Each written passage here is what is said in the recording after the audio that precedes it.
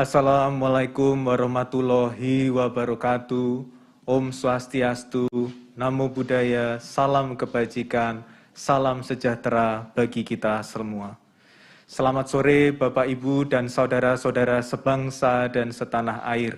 Salam sehat bagi kita semua. Hari ini Kamis 8 Juli 2021, saya akan menyampaikan perkembangan terkini terkait dengan implementasi pemberlakuan pembatasan kegiatan masyarakat atau PPKM darurat. Kita juga akan mendengarkan keterangan Profesor Wiku Adhisasmito, juru bicara dan koordinator tim pakar penanganan COVID-19. Profesor Wiku akan menyampaikan perkembangan penerapan PPKM Mikro di berbagai wilayah di Indonesia. Hari ini Koordinator PPKM Darurat, Menteri Koordinator Bidang Kemaritiman dan Investasi, menegaskan kembali pentingnya manajemen mobilitas masyarakat di tingkat daerah. Apabila dilakukan dengan serius, dengan menurunkan mobilitas sampai dengan 50%, maka kemungkinan kita akan melihat kasus melandai, menurun di pertengahan minggu depan. Berbagai indikator dan data mobilitas penduduk belum, sekali lagi kami sampaikan, belum menunjukkan penurunan sebanyak 50%. Angka yang harus kita capai untuk menurunkan penularan. Kita patut semakin waspada, di mana penambahan kasus pada hari ini mencapai 38.391 kasus, jumlah kasus tertinggi yang pernah kita alami. Dari jumlah kasus tersebut, saudara-saudara kita yang wafat hari ini mencapai lebih dari 850 orang. Kami menyampaikan duka cita yang mendalam untuk setiap keluarga yang mengalami kehilangan sanak saudaranya. Oleh karena itu, mari kita stop penularan dengan di rumah, menahan diri untuk tidak keluar rumah, apalagi berkerumun. Sekali lagi kami sampaikan, di rumah saja dan taati semua protokol kesehatan dengan seketat-ketatnya. Dengan penambahan kasus yang tinggi setiap harinya, maka suplai oksigen yang dibutuhkan diperkirakan akan terus meningkat sampai dengan sekitar 1.700 ton oksigen per hari di tanggal 20 Juli 2021. Dan akan dibutuhkan sekitar 4.700 konsentrator oksigen untuk memenuhi kebutuhan tersebut. Koordinator PPKM Darurat, Menko Bidang Kemaritiman dan Investasi, telah meminta kepada Kemenperin untuk segera merealisasikan ketersediaan oksigen dan menemukan solusi terbaik bagi permasalahan produksi oksigen, isotank, dan tabung oksigen. Sehingga dengan demikian kita harapkan semua dapat berjalan maksimal pada hari Minggu 11 Juli 2021. Koordinator PPKM Darurat juga telah meminta Kemenperin untuk menyiapkan 3 kapal untuk memastikan ketersediaan liquid oksigen bagi yang dapat dipenuhi melalui pasokan industri lokal maupun dengan cara impor. Pemerintah juga mendatangkan 7.100 unit konsentrator oksigen dan menyiapkan 7 unit generator oksigen. Pesan Koordinator PPKM Darurat jelas dan tegas. Mudahkan semua aturan untuk kelancaran suplai oksigen dan harus sesuai dengan acuan harga yang telah ditetapkan. Tidak ada korupsi. Hukuman pasti menanti bagi mereka yang melanggar hukum, dan hukuman akan diperberat apabila mereka mengeksploitasi penderitaan masyarakat Indonesia. Terkait dengan persediaan obat-obatan, Dalam masa PPKM darurat ini, Kementerian Kesehatan memastikan bahwa stok obat-obatan cukup. Terkait kondisi beberapa tempat yang memang mengalami kekosongan, Kemenkes sedang bekerja keras untuk segera memenuhi kebutuhan tersebut. Kemudahan seperti penyediaan mekanisme skema akses spesial atau SAS juga akan disiapkan segera oleh Badan POM untuk memudahkan akses terhadap obat tersebut. Upaya dan ikhtiar kita untuk mengadakan obat-obatan dan oksigen ini akan menambah tingkat kesembuhan yang sekarang berada di kisaran 82%. Kami ingatkan bahwa tingkat kesembuhan kita pernah di atas 90%. Data dan indikator penanganan COVID-19 lainnya dapat Bapak Ibu lihat di @data-covid-19-id atau link tr.ee/data COVID-19-id untuk mewujudkan tekad meningkatkan kesembuhan ini. Koordinator PPKM darurat bukan hanya akan mempercepat pengadaan obat dan oksigen, tetapi telah meminta kepada Kabareskrim Polri untuk menyelidiki potensi penimbunan obat-obatan. Sekali lagi, mereka yang menari di atas penderitaan orang banyak adalah musuh bagi masyarakat. Bapak Ibu sebangsa setanah air, mari kita bahu-membahu untuk mengatur mobilitas selama PPKM darurat ini. Tidak perlu keluar rumah kalau tidak penting, hanya jika mendesak saja, seperti pergi ke sentra vaksinasi, baik untuk mendaftarkan diri, mengantarkan lansia, dan penyandang disabilitas, atau untuk mendapatkan vaksinasi. Hingga Rabu 7 Juli 2021 kemarin, lebih dari 48,7 juta dosis vaksin telah diberikan. 34,2 juta orang diantaranya menerima dosis pertama dan sekitar 14,5 juta diantaranya mendapatkan dosis kedua. Daftar dan dapatkan vaksin sekarang juga. Lindungi diri dan lindungi orang lain. Divaksinasi ditambah dengan tinggal di rumah, menjaga jarak, menjauhi kerumunan, dan memakai masker double, serta sering mencuci tangan, akan membuat perlindungan kita menghadang virus COVID-19 semakin kuat. Mari tetap bersatu melawan COVID-19. Semoga Tuhan melindungi dan memberkati seluruh bangsa Indonesia. Wassalamualaikum warahmatullahi wabarakatuh. Om Santi Santi Santi Om. Selanjutnya saya persilahkan Profesor Wiku untuk menyampaikan perkembangan terkini terkait penerapan PPKM Mikro di berbagai wilayah di Indonesia.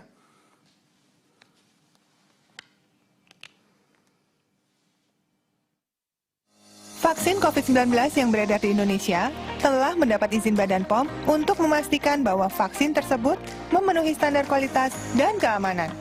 Ketika vaksin COVID-19 disuntikan ke dalam tubuh manusia, vaksin memperkuat sistem imun dengan membentuk suatu memori untuk melawan virus yang menyebabkan COVID-19. Jika orang yang telah divaksin terpapar virus COVID-19, maka sistem imun akan mengenali virus dan merespons lebih cepat dengan menetralkan virus yang masuk ke dalam tubuh. Dengan vaksin, tubuh akan memiliki perlindungan lebih agar tidak jatuh sakit atau menderita sakit yang parah akibat virus COVID-19. Untuk mengetahui informasi seputar vaksinasi COVID-19 dan melaporkan mengenai efek samping pasca vaksinasi, hubungi kontak hotline vaksinasi Kementerian Kesehatan di nomor 119 extension 9. Ayo, sukseskan vaksinasi dan disiplin protokol kesehatan. Lindungi diri, lindungi negeri.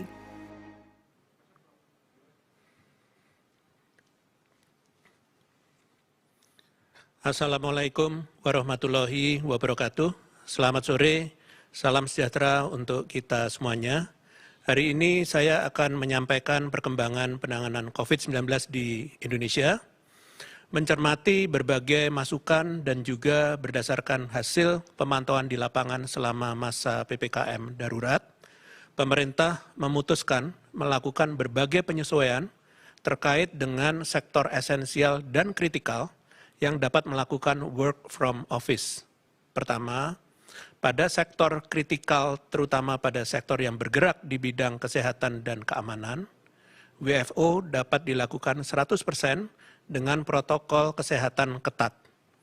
Khusus untuk bidang energi, logistik, makanan, minuman, petrokimia, bahan bangunan, objek vital strategis nasional, proyek strategis nasional, konstruksi dan utilitas dasar, maka aktivitas produksi, konstruksi, atau pelayanannya dapat beroperasi maksimal 100%. Sementara, untuk kegiatan kantor pendukung, operasionalnya dapat menerapkan WFO maksimal 25%. Selanjutnya, untuk sektor esensial seperti bidang keuangan dan perbankan, pasar modal, sistem pembayaran, teknologi informasi dan komunikasi, perhotelan, serta industri orientasi ekspor dapat melakukan WFO maksimal 50% dengan protokol kesehatan yang ketat. Khusus untuk industri orientasi ekspor, wilayah perkantoran pendukung operasional hanya dapat melakukan WFO maksimal 10% staf.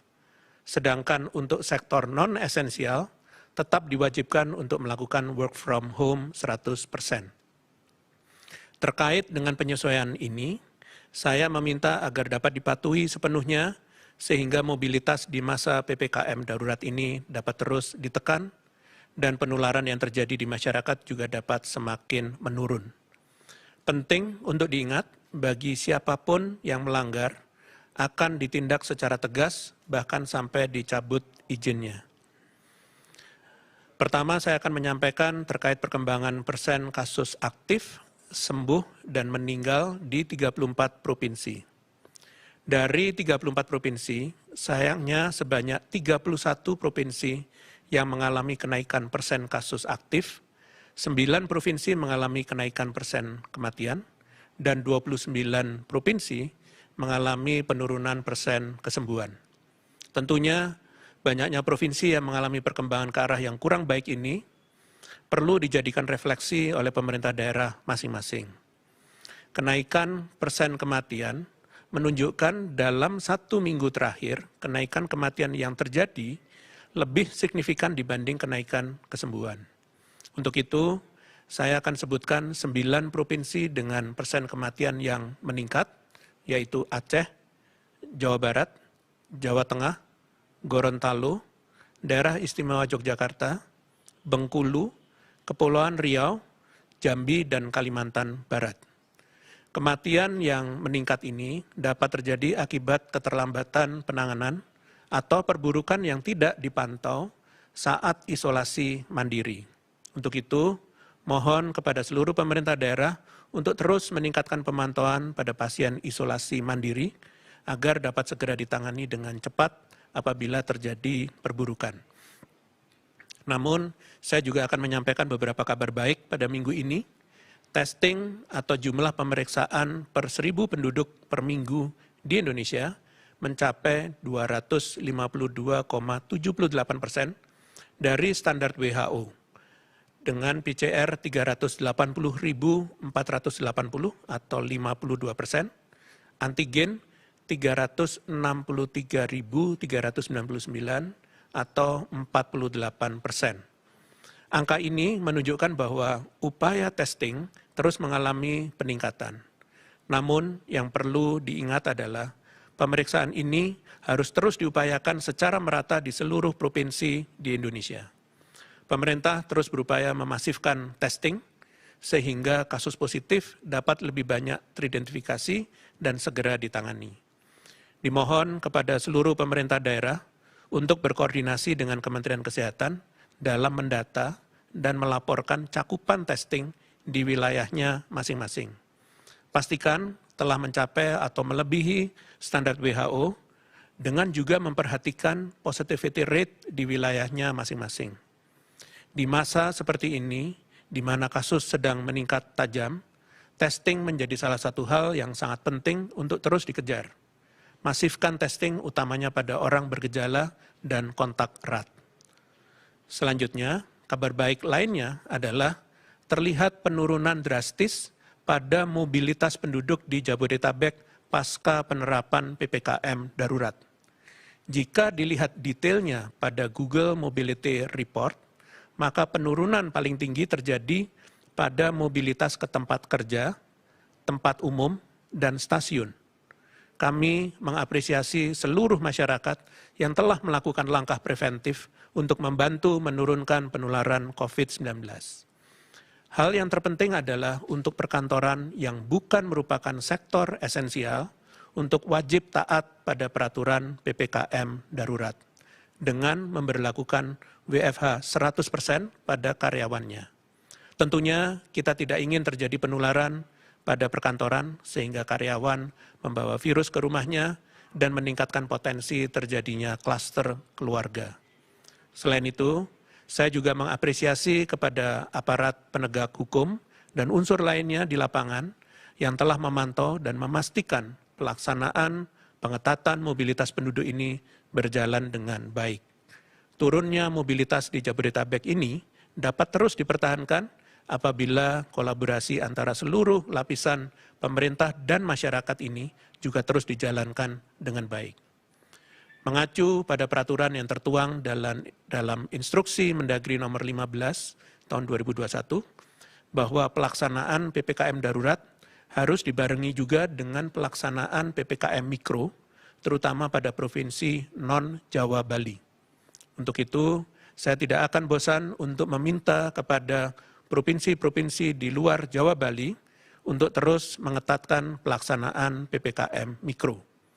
Jangan merasa terlena karena provinsinya tidak termasuk dalam PPKM darurat. Karena nyatanya, seperti yang saya sampaikan sebelumnya, bahwa kenaikan kasus juga terjadi secara signifikan di luar Jawa Bali. Kembali saya ingatkan bahwa dari 34 provinsi, sebanyak 20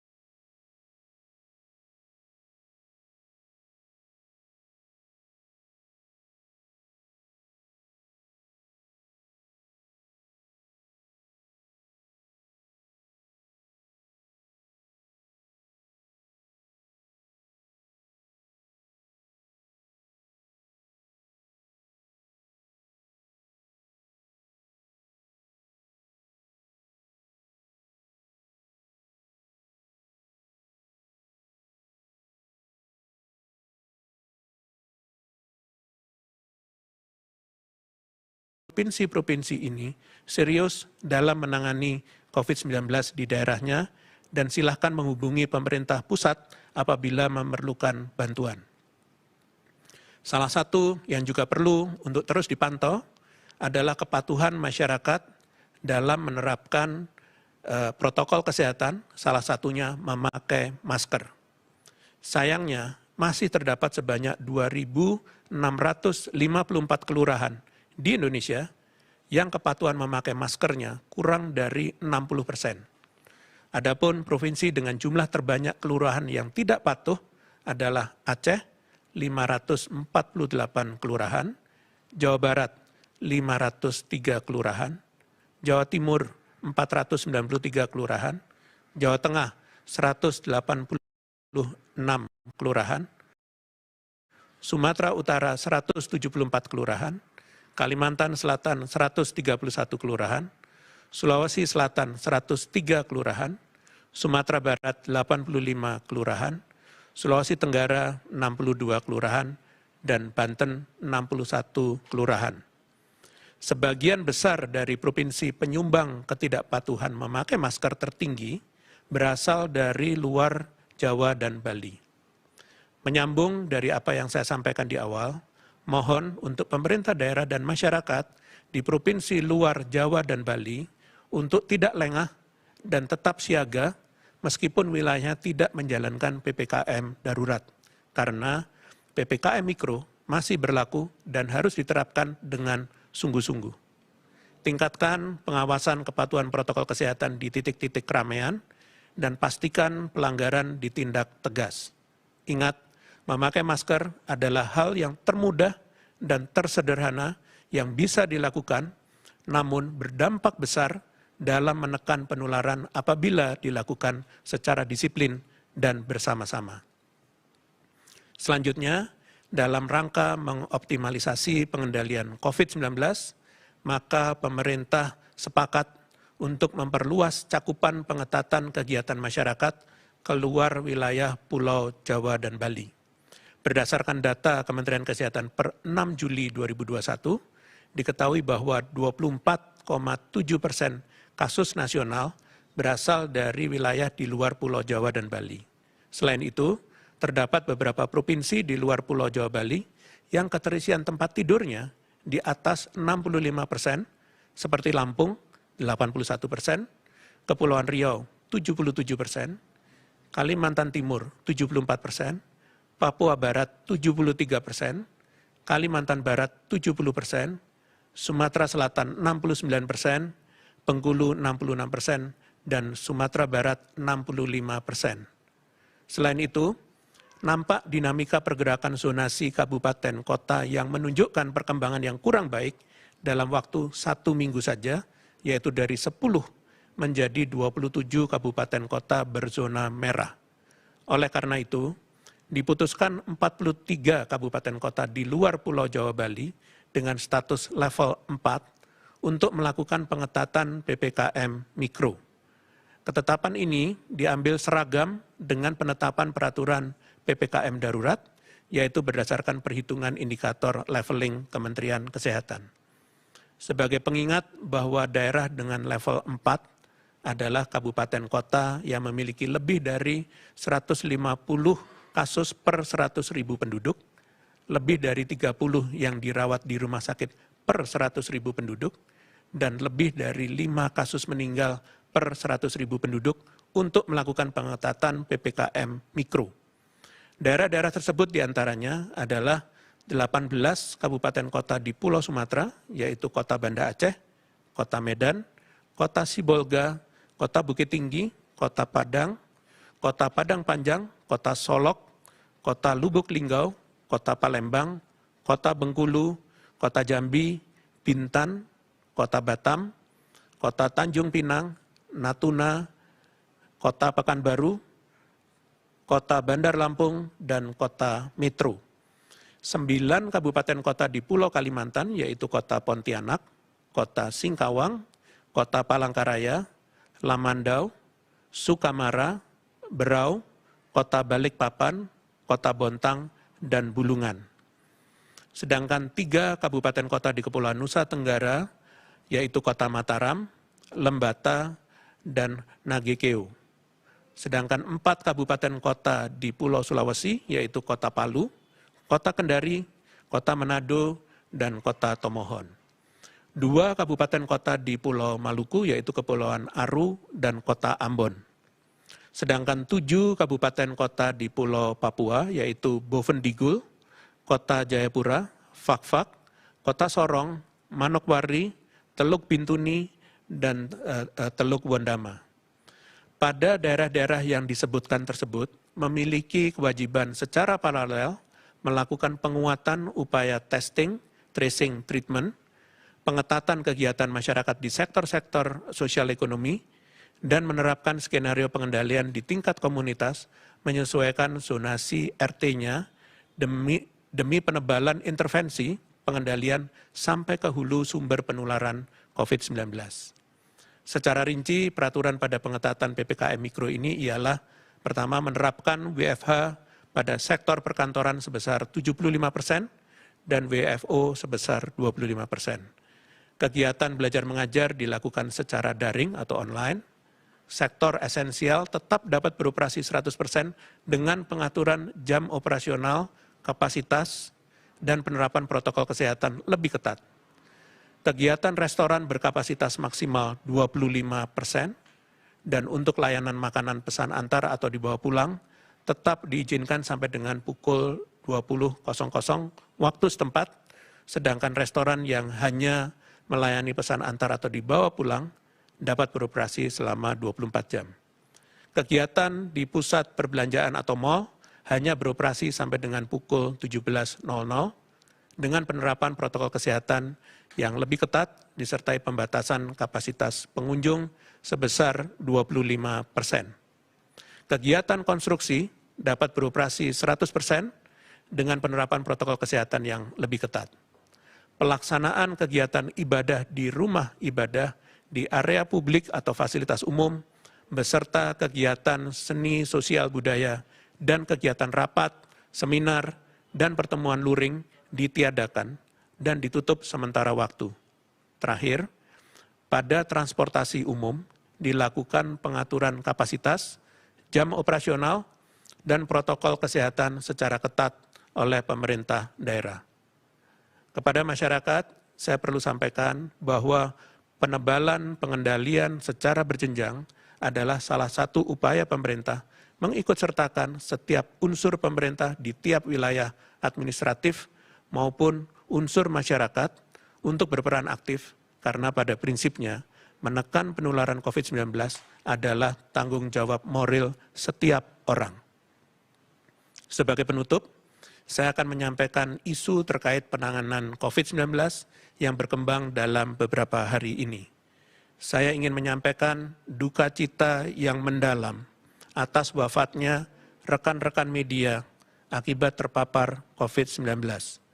Wafatnya rekan-rekan media ini merupakan sebuah kehilangan yang sangat mendalam karena mereka memiliki peran yang sangat penting dalam menyampaikan berbagai informasi terkait upaya penanganan COVID-19 dan pemulihan ekonomi yang dilakukan oleh pemerintah. Saya mengapresiasi setinggi-tingginya kerja keras rekan-rekan media dalam menjalankan tugasnya. Selain itu, saya juga ingin mengingatkan agar rekan-rekan media selalu menjaga kesehatannya dan menjalankan protokol kesehatan dengan baik selama melakukan aktivitasnya. Semoga kita selalu terlindungi dari pandemi COVID-19. Saya juga ingin menyampaikan bela sungkawa kepada masyarakat yang kehilangan orang tua, saudara, kerabat, maupun orang-orang terdekat lainnya akibat COVID-19.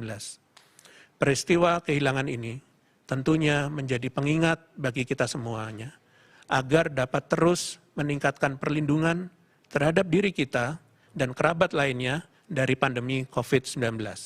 Oleh karena itu, mari kita saling menjaga dengan tetap di rumah dan menghindari kerumunan karena keberhasilan penanganan COVID-19 sangat bergantung pada gotong royong kita semua sebagai bangsa Indonesia. Demikian konferensi pers hari ini. Saya akan lanjutkan dengan sesi tanya jawab dengan media. Sudah masuk pertanyaan dari Kontan dan Asahi Simbun. Angka kematian per hari sudah mencapai 1.000 kasus. Faktor apa yang menyebabkan angka kematian yang meningkat? Dan apa upaya pemerintah untuk meredam angka kematian tersebut? Baik, angka kematian yang tinggi ini berimbas pula dari kenaikan kasus yang tinggi. Saat ini, pemerintah fokus mencari solusi penanggulangannya, yaitu dengan meningkatkan kapasitas fasilitas kesehatan secara terus-menerus. Selain itu, menambah kapasitas fasilitas kesehatan, upaya yang terbaik dilakukan ialah menjamin bahwa pasien ditangani sedini mungkin, serta menjamin penerapan manajemen pelayanan kesehatan yang baik dan merata secara nasional. Oleh karena itu, kebijakan pemerintah saat ini untuk mencegah kematian baik dengan menambah jumlah tenaga kesehatan, distribusi pasien sesuai gejala, dan konversi tempat tidur, serta pembuatan rumah sakit darurat harus diikuti dengan partisipasi masyarakat untuk taat melakukan upaya preventif sesuai yang tertuang dalam peraturan. Saya juga ingin mengingatkan, apabila ada anggota masyarakat merasakan gejala mirip COVID-19, segera pergi ke puskesmas terdekat. Jika setelah didiagnosis positif dan gejala yang dirasakan ringan, bahkan tidak ada, maka lakukanlah isolasi mandiri segera dengan komunikasi intensif dengan puskesmas setempat untuk pengawasannya. Demikian konferensi pers pada sore hari ini. Terima kasih atas perhatiannya. Wassalamualaikum warahmatullahi wabarakatuh.